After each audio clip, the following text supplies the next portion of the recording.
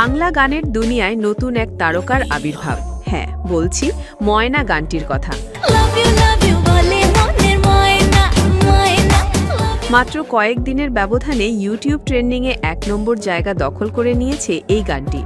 ২৯ জুলাই প্রকাশ পায় ময়না। গানচিল মিউজিকের ব্যানারে মুক্তি পাওয়া এই গানটি যেন রীতিমতো ঝড় তুলেছে বাংলা গানের ভুবনে।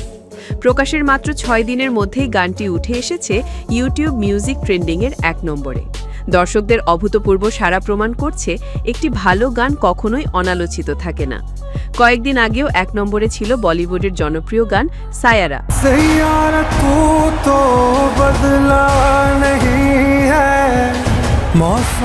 যেটি গেয়েছেন শ্রেয়া ঘোষাল। কিন্তু সেই গানটিকেও পেছনে ফেলে এখন শীর্ষে ময়না। গানটির গীতিকার ও গানচিল মিউজিকের কর্ণধার আসিফ ইকবাল জানালেন, ভালো গান কখনোই হারিয়ে যায় না। ময়নার সাফল্য তারই প্রমাণ। এই ভিডিওতে প্রথমবার সিনেমার বাইরে পারফর্ম করেছেন জনপ্রিয় অভিনেত্রী শবনম বুবলী। বড় বাজেট ও সিনেম্যাটিক স্টাইলে নির্মিত ভিডিওতে তার সঙ্গে ছিলেন নির্মাতা ও অভিনেতা শরাফ আহমেদ জীবন। ময়না গানে কণ্ঠ দিয়েছেন জাতীয় চলচ্চিত্র পুরস্কারপ্রাপ্ত শিল্পী কোনাল ও নিলয় ডি রকস্টার।